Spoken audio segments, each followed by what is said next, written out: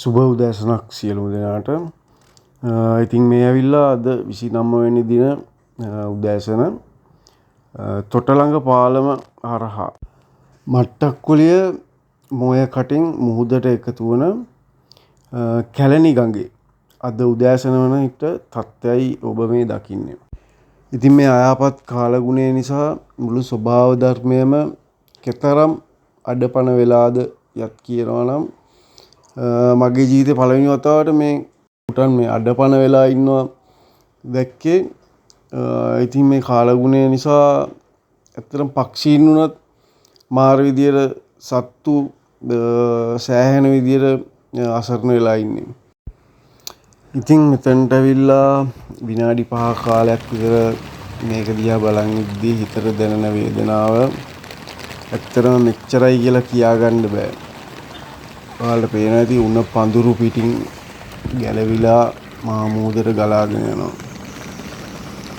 හරියට කූඹි රැලක් එකා පස්සේ එකා එනවා වගේ ගස් මහ රූස කඳන් එකින් එක ගැවිලා පොලිමේ මහා මුහුදට එකතු වෙනවා මේ කැලණි ගඟදී.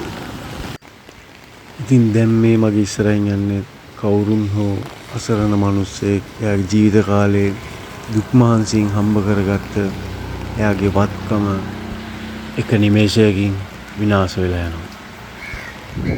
මේක දකින මට මේ තරම් වේදනාවක් දැනෙනවා නම් මේක දුක් මහන්සියෙන් ගොඩනගාගත්තේ පවුල කොච්චරනම් වේදනාවකින් ඇතිද, කොච්චරනම් දුකකින් මේ දිහා බලන් ඉන්නේ නැද්ද.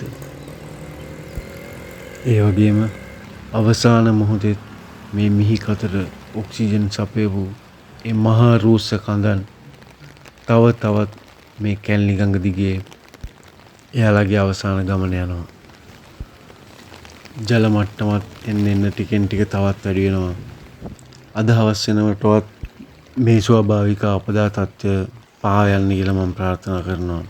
හැමෝටම බුදු සරණයි, දෙවි පිහිටයි, පරිස්සමෙන් ඉන්න.